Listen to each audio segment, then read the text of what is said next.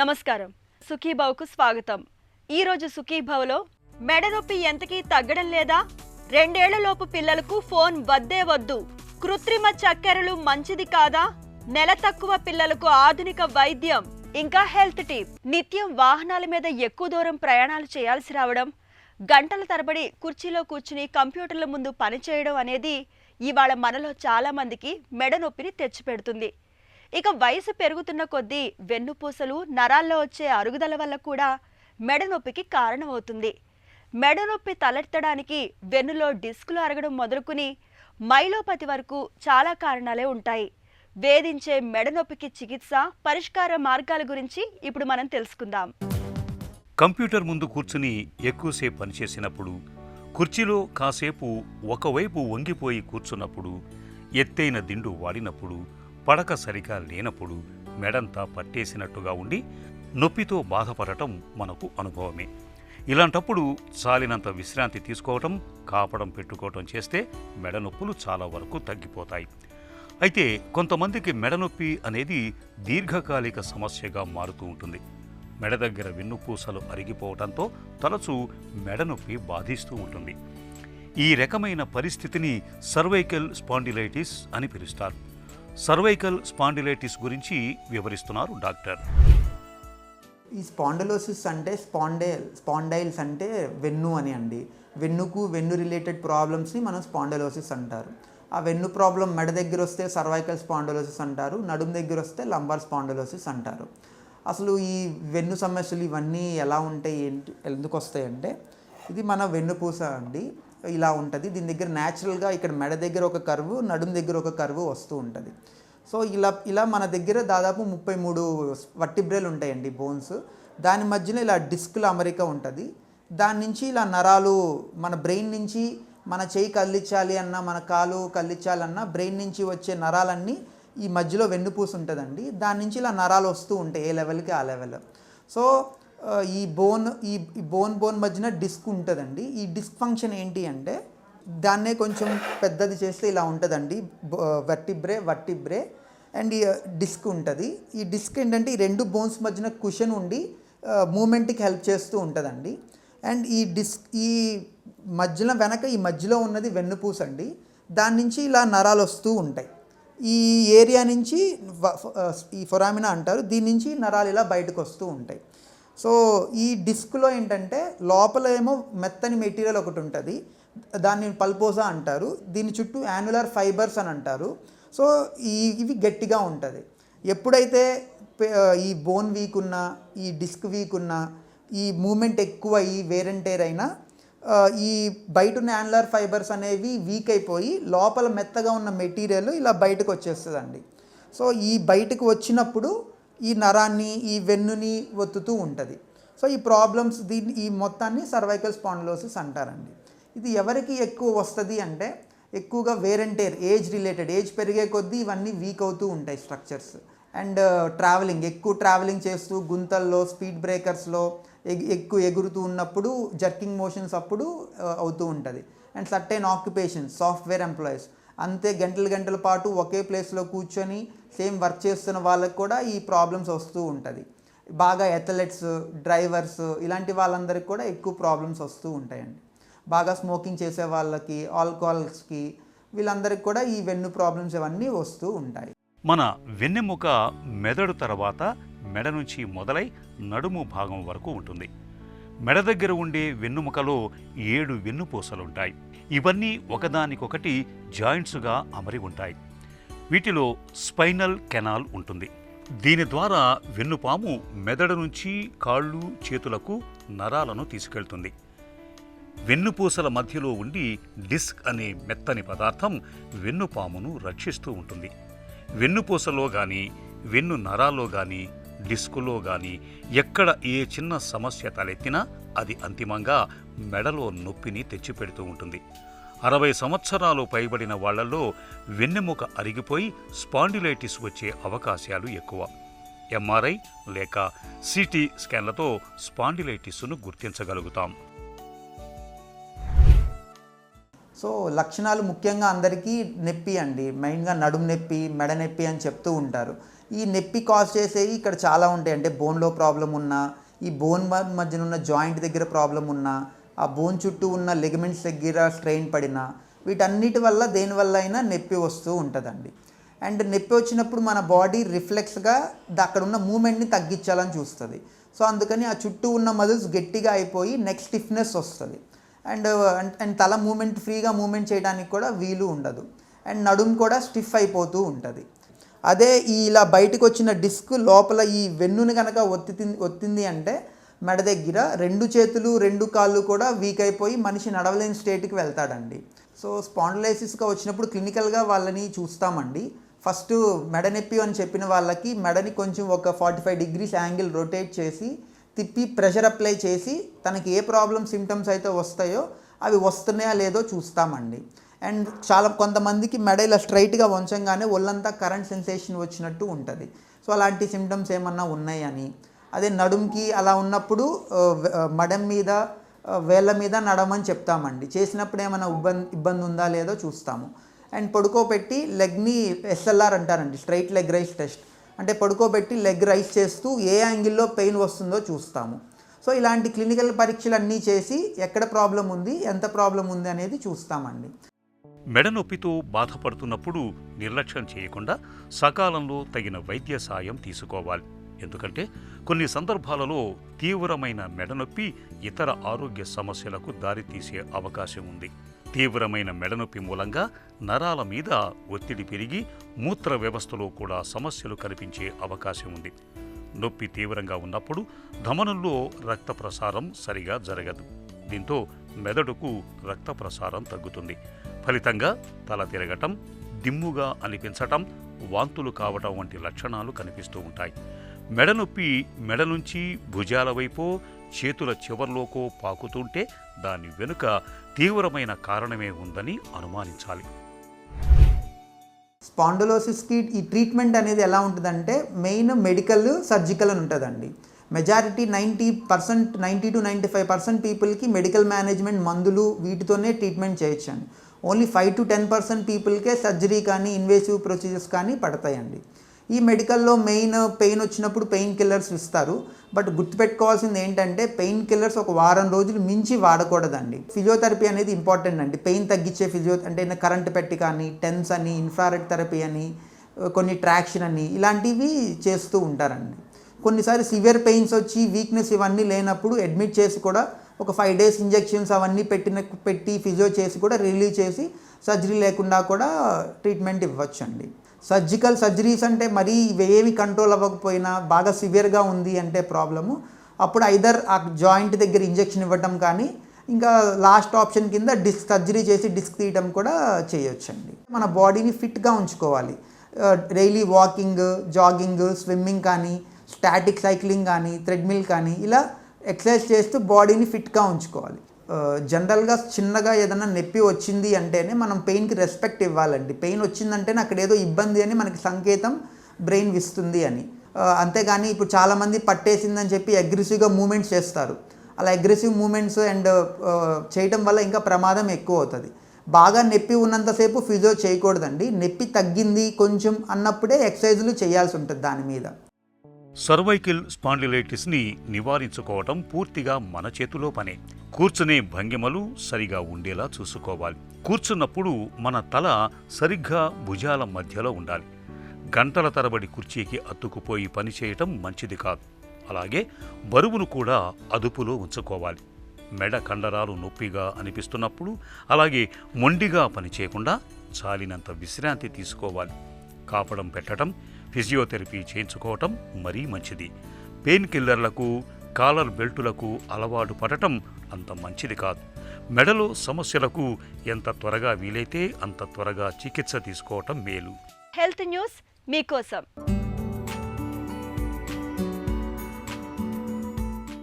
రెండేళ్లలోపు పిల్లలకు ఫోన్ అనేది ఎంత మాత్రం మంచిది కాదని ఒక తాజా అధ్యయనం హెచ్చరిస్తోంది. పిల్లలకు అన్నం తినిపించడం తేలికవుతుందనో లేదంటే అల్లరి చేయకుండా బుద్ధిగా ఉంటారనో ఇవాళ చాలా మంది తల్లిదండ్రులు పిల్లలకు చిన్న వయసులోనే ఫోన్లకు అలవాటు పడేలా చేస్తున్నారు. ఫోటోలు, రీల్స్, వీడియోలు చూపించడం, పాటలు వినిపించడం చేస్తున్నారు. దీంతో సహజంగానే పిల్లలు ఫోన్లకు బాగా అలవాటు పడుతున్నారు. నిజానికి ఫోన్ ఎక్కువగా చూసే పిల్లల్లో మాటలు రావడం ఆలస్యం అవుతుందని, ప్రవర్తనాపరమైన సమస్యలు పెరుగుతాయని ఇదివరకే గత అధ్యయనాల్లో వెల్లడైంది. తాజాగా ఈ అలవాటు పిల్లల్లో autism, attention deficit hyper activity disorder ADHD వంటి సమస్యలకు దారితీస్తున్నట్లు అమెరికాలోని డ్రక్సల్ యూనివర్సిటీకి చెందిన పరిశోధకుల అధ్యయనంలో తేలింది. ముఖ్యంగా ఏడాది నుంచి 2.5 ఏళ్లలోపు పిల్లలు టీవీ లేదా మొబైల్ పైన ఎంత సమయం గడుపుతున్నారనేది చాలా కీలకమని పరిశోధకులు చెబుతున్నారు. ఏడాది నుంచి పిల్లలు చురుగ్గా ఉంటారు, ఆడుకోవడానికి ఆసక్తి చూపిస్తుంటారు. అలాంటి సమయంలో పిల్లలకు మామూలు ఆటలకు బదులుగా మొబైల్, టీవీలను అలవాటు చేస్తే వాళ్లలో సెన్సరీ బిహేవియర్ అనేది బాగా అభివృద్ధి చెందుతున్నట్లు శాస్త్రవేత్తలు గుర్తించారు. ఇలాంటప్పుడు చిన్న శబ్దం కూడా పెద్దగా వినబడడం, సాధారణ కాంతి కూడా వాళ్లకు తీవ్రంగా అనిపించడం, ఏం చెప్పినా బుర్రకు ఎక్కించుకోకపోవడం వంటివన్నీ ఈ సెన్సరీ బిహేవియర్ లక్షణాలే. ఒకవేళ పిల్లల్లో ఈ లక్షణాలు కనిపిస్తుంటే ముందుగా వాళ్ళకి టీవీ, మొబైళ్లని దూరంగా పెట్టాలి. కాస్త ఊహ తెలిసిన పిల్లలకు ఫోన్ దూరంగా పెట్టడం కష్టమే, కానీ ఏడాది నుంచి 3 ఏళ్లలోపు పిల్లల్లో స్క్రీన్ టైంని అదుపు చేయకపోతే ఆటిజం లక్షణాలు వచ్చే అవకాశాలు ఎక్కువగా ఉంటాయని ఈ అధ్యయనం చెబుతోంది. షుగర్ బారిన పడ్డాకైతే చక్కెరను ఎంత దూరంగా ఉంచితే అంత మంచిది. అయితే చక్కెరపై ఇష్టాన్ని చంపుకోలేక మనలో చాలామంది కృత్రిమ చక్కెరల వాడకానికి మొగ్గు చూపుతుంటారు. ఆర్టిఫిషియల్ స్వీట్నర్స్ని వాడడం వల్ల తీపి రుచి ఉంటుంది, కానీ వాటితో ఆరోగ్యానికి ప్రమాదమేమీ ఉండదని నమ్ముతుంటారు. అసలు ఈ నమ్మకంలో నిజమెంత? కృత్రిమ చక్కెరల వాడకంతో వచ్చే లాభ నష్టాల గురించి ఇప్పుడు తెలుసుకుందాం. ఆర్టిఫిషియల్ స్వీట్నర్స్ మామూలుగా మనకు స్వీట్స్ తయారు చేయడంలో కానివ్వండి, రాయల్స్ రెగ్యులర్ బేసిస్లో కూడా చాలామంది టీ, కాఫీలో డయాబెటీస్ ఉన్నవాళ్ళు వాడుతుంటారు. బట్ ఎప్పుడైతే మనము లాంగ్ టర్మ్లో అంటే more than 3 years or 5 years, more than 5 years అలా మనం యూజ్ చేస్తూ ఉంటే కనుక కడుపు ఉబ్బరంగా అనిపించడం కానివ్వండి, డైజెషన్ ప్రాపర్గా ఉండకపోవడం కానివ్వండి, కొంతమందికి ఈవెన్ డయేరియా అంటే లూజ్ స్టూల్స్ కూడా దీనివల్ల మనము చూస్తుంటాం అన్నమాట.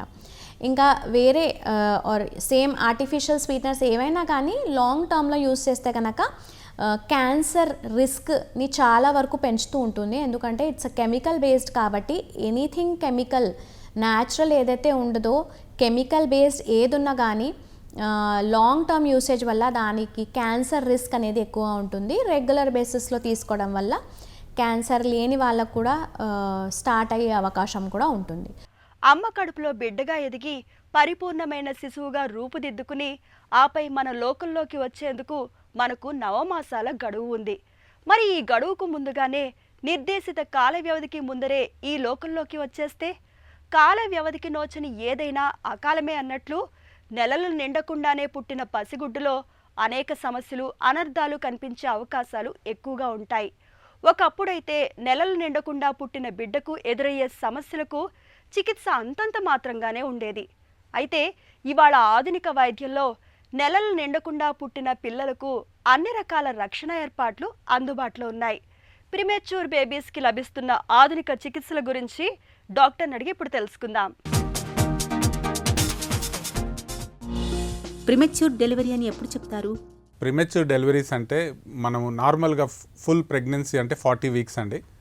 లెస్ దెన్ 37 weeks అంటే 36 weeks + 6 days కన్నా తక్కువ పుట్టిన పిల్లల్ని ప్రిమెచ్యూర్ బేబీస్ అంటారు. అంతకన్నా ఆ టైంలో 36 + 6 daysకి డెలివరీస్ ఎవరన్నా అయితే అది ప్రిమెచ్యూర్ డెలివరీ అంటారు. నెల తక్కువ పిల్లల్లో సాధారణంగా ఎలాంటి సమస్యలు కనిపిస్తుంటాయి? మన ఇండియాలో 23-24 weeks అంటే 4.5 నెలల ముందు పుట్టిన వాళ్ళ నుంచి మనము లుక్ ఆఫ్టర్ చేస్తున్నాం బేబీస్ని మన ఐసీయూలో, ఎన్ఐసీయూలో, నీనెటల్ ఐసీయూలో. సో వాళ్ళకి కామన్గా వచ్చే ప్రాబ్లమ్స్ బ్రీతింగ్ ప్రాబ్లమ్స్ ఉంటాయి, బికాజ్ లంగ్స్ ఇమ్మెచ్యూరిటీ ఉంటుంది. బ్రెయిన్ ప్రాబ్లమ్స్, సమ్టైమ్స్ బ్రెయిన్లో బ్లీడ్ కావచ్చు. సమ్టైమ్స్ హార్ట్ ప్రాబ్లమ్స్ ఉంటాయి. కడుపులో ఉన్నప్పుడు కొన్ని ఎక్స్ట్రా హోల్స్, ఎక్స్ట్రా షంట్స్ ఉంటాయి వాళ్ళకి. బయటకు వచ్చిన తర్వాత అది దాంతట అది క్లోజ్ కావడానికి టైం పడుతుంది. తర్వాత ఇన్ఫెక్షన్స్ రావచ్చు వాళ్ళకి, ప్రీమెచ్యూర్ బేబీస్కి. ఫీడింగ్ ప్రాబ్లమ్స్ ఉండొచ్చు, ఆర్ ఇన్ఫెక్షన్ ఇన్ ఇంటెస్టైన్స్ ఉండొచ్చు. బ్లడ్ బ్లడ్ వాళ్ళకు ఉండేదే 1 కిలో బేబీకి, ఫర్ ఎగ్జాంపుల్ 1 కిలో బేబీకి 80 ml ఉంటుంది వాళ్ళకి బాడీలో. మనకేమో 5 లీటర్లు ఉంటుంది, వాళ్ళకి ఒకటే 1 kg బేబీ 80 ml ఉంటుంది వాళ్ళకి. సో బ్లడ్ వాళ్ళకు బ్లడ్ కూడా తక్కువ ఉండే ఛాన్స్ ఉంటుంది, అనీమియా డెవలప్ అవుతుంది, తర్వాత జాండిస్ వచ్చే ఛాన్స్ ఉంటుంది. తర్వాత ఈ ప్రీటర్మ్ బేబీస్కి రెగ్యులర్గా ఐ అసెస్మెంట్ చేసుకోవాల్సి వస్తుంది వాళ్ళ ఐసీయూలో ఉన్నప్పుడు. ఐస్ ప్రాబ్లమ్స్ కూడా కొంతమందికి ఉండే ఛాన్స్ ఉంటుందండి. The common problems breathing, brain, heart, intestines. నెల తక్కువ పిల్లల్లో శ్వాస సంబంధ సమస్యలకు చికిత్స ఎలా ఉంటుంది? ఫస్ట్ ప్రీమెచ్యూర్ డెలివరీ మనకు గైనకాలజిస్ట్ వాళ్ళకు ఈ పలాని విమెన్ ప్రీమెచ్యూర్ లేబర్లో పోతుంది అని వాళ్ళకి ఐడియా ఉంటే వాళ్ళు ఆ పర్టికులర్ పేషెంట్కి వాళ్ళు స్టిరాయిడ్ ఇంజెక్షన్ ఇస్తారు మదర్కి. సో ఆ స్టిరాయిడ్ ఇంజెక్షన్ మదర్కి ఇచ్చేది బేబీకి లంగ్ మెచ్యూరిటీకి హెల్ప్ అవుతుంది, బేబీకి బ్రెయిన్లో బ్లీడ్ అయ్యే రిస్క్ తగ్గుతుంది. సో వీళ్ళ ట్రీట్మెంట్ అక్కడి నుంచి స్టార్ట్ అవుతుంది. మదర్ స్టిరాయిడ్స్ తీసుకున్న తర్వాత ఇన్ కేస్ వాళ్ళు ప్రీమెచ్యూర్ డెలివరీ అయితే మా టీంతో మేము అక్కడే ఉండి బేబీని కరెక్ట్గా రిసీవ్ చేసుకొని వాళ్ళకి అవసరం ఉన్న వాళ్ళకి బ్రీతింగ్ సపోర్ట్ ఇచ్చిన తర్వాత విండ్ పైప్లో అంటే లంగ్స్లో డైరెక్ట్ మెడిసిన్ ఇస్తాం. అది సర్ఫాక్టెంట్ అంటాం. సర్ఫాక్టెంట్ అది లంగ్ కాంప్లియన్స్ ఇంక్రీజ్ చేస్తుంది, గ్యాస్ ఎక్స్చేంజ్కు హెల్ప్ అవుతుంది. తర్వాత need for longer ventilations or need for ventilatory therapy తగ్గుతుంది బేబీస్కి. నెల తక్కువ పిల్లలకు సోకే ఇన్ఫెక్షన్లకు చికిత్స ఎలా ఉంటుంది? ద కామనెస్ట్ రీజన్ ఏంది అంటే ప్రీమెచ్యూర్ డెలివరీస్ ఎందుకైతే ఇన్ఫెక్షన్, మదర్కి ఏదైనా ఇన్ఫెక్షన్ ఉంటే కడుపులో బేబీస్ ఉన్నప్పుడు ఇన్ఫెక్షన్, అది one of the common reasons అది ప్రీమెచ్యూర్ డెలివరీస్ అయ్యేది. సో అక్కడ నుంచి స్టార్ట్ అవుతుంది. ఒకవేళ ఇన్ఫెక్షన్ వచ్చేది ఉంటే రిస్క్ అక్కడ నుంచి స్టార్ట్ అవుతుంది. సో ప్రతి ప్రీమెచ్యూర్ బేబీకి ఎస్పెషల్లీ లెస్ దాన్ 34 వీక్స్ పుట్టిన వాళ్ళకి మేము కేర్ఫుల్గా ఉంటాం. అవసరం ఉన్న చోట అందరికీ యాంటీబయాటిక్స్ ఇస్తాం. పుట్టుకతోటి తలెత్తే గుండె లోపాలకు చికిత్స ఉందా? 3 రకాలు ఉంటాయి వాళ్ళకి treatment depending upon the heart condition and severity. కొన్ని సింపుల్గా మెడికేషన్స్తోని ట్రీట్ అయ్యే హార్ట్ కండిషన్స్ ఉంటాయి. ఫర్ ఎగ్జాంపుల్ ఎక్స్ట్రా షంట్ మేము పీడిఏ అంటాము న్యూ బార్న్ ప్రీటర్మ్ బేబీస్లో, పెటెండెక్టస్ ఆర్టీరియోసిస్, అది మేము ఎన్ఐసిలో రెగ్యులర్గా చూస్తూ ఉంటాం. అండ్ పారాసిటమాల్, సింపుల్ పారాసిటమాల్ ఇస్తాము అటువంటి కండిషన్ ఉన్న బేబీస్కి. అది చాలా మందికి హెల్ప్ అవుతుంది. సో అది మెడికల్ ట్రీట్మెంట్. దెన్ కొంతమందికి డివైస్ క్లోజర్ ఉంటుంది. ఇటువంటి ప్రాబ్లమ్స్ పీడిఏ ఉన్న వాళ్ళకి or atrial septal defect or ventricular septal defect ఉన్న వాళ్ళకి డివైస్ క్లోజర్తోని ఎక్కడ ఇన్సిషన్ లేకుండా డివైస్ క్లోజర్తోని క్లోజ్ చేయొచ్చు. And the third one, critical heart conditions ఉన్న వాళ్ళకి సర్జరీ అవసరం పడుతుందండి. So medical treatment, device closure and surgical treatment congenital heart డిసీజెస్ని ట్రీట్ చేసే పద్ధతి. నెల తక్కువ పిల్లలకు సంబంధించి కొత్తగా చికిత్సలు ఏమైనా వచ్చాయా? ఎస్, చాలా అడ్వాన్సెస్ వచ్చినాయి. అగైన్ ప్రీమెచ్యూర్ బేబీస్ ట్రీట్మెంట్లో స్టార్టింగ్ ఫ్రమ్ కడుపులో ఉన్నప్పటి నుంచే ఇప్పుడు మదర్కి స్టెరాయిడ్స్ ఇవ్వడం, అది చాలా రోజుల నుంచి గైనకాలజిస్ట్ వాళ్ళు ఇస్తున్నారు. అది బేబీ లంగ్ మెచ్యూరిటీకి హెల్ప్ అవుతుంది, బేబీ బ్రెయిన్లో బ్లీడింగ్ రిస్క్ తగ్గుతుంది. అండ్ ఇంటెస్టైన్ ఇన్ఫెక్షన్ ఏదైతే మేము సీరియస్ ఇన్ఫెక్షన్, అది నెక్రోటైజింగ్ ఎంట్రోకోలైటిస్ అంటాం, ఆ రిస్క్ కూడా తగ్గుతుంది మదర్కు స్టీరాయిడ్స్ ఇస్తే. లేటెస్ట్గా ట్రీట్మెంట్స్ మనం మాట్లాడితే మదర్కు మెగ్నీషియం సల్ఫేట్ అని ఇంజెక్షన్ ఇస్తారు. అది బేబీస్కి బ్రెయిన్ ప్రొటెక్షన్కి హెల్ప్ అవుతుంది. ఎవరన్నా ప్రీమెచ్యూర్ డెలివరీ ఛాన్స్ ఉంది అని వాళ్ళకు గైనకాలజిస్ట్ ఆబ్స్టెట్రిషియన్స్ అనుకుంటే వాళ్ళకి అది మెగ్నీషియం సల్ఫేట్ ఇస్తే పుట్టబోయే బేబీస్కి బ్రెయిన్ ప్రొటెక్ట్ అవుతుంది. తర్వాత వాళ్ళు పుట్టే సమయంలో పుట్టిన తర్వాత డిలేడ్ కార్డ్ క్లాంపింగ్ అని ఒకటి పద్ధతి ఉందండి. డిలేడ్, నార్మల్గా అయితే పిల్లలు పుట్టగానే కార్డ్ క్లాంప్ చేసి కట్ చేసి బేబీని పీడియాట్రిషియన్స్కి చేసేవాళ్ళు. ఇప్పుడు చాలా హాస్పిటల్స్లో ఇంక్లూడింగ్ మన ఇండియాలో డిలేడ్ కార్డ్ క్లాంపింగ్ అనే పద్ధతి మేము ఫాలో అవుతున్నాం. అట్లీస్ట్ 1 minute బేబీ బయటకు వచ్చిన తర్వాత బేబీ హెల్తీగా మనకు కనపడతా ఉంటే అది కార్డ్ ఏదైతే ప్లాసెంటా నుంచి కార్డ్ ఉంటుందో అది ఇమీడియట్గా క్లాంప్ చేయం. We wait for 1 minute minimum.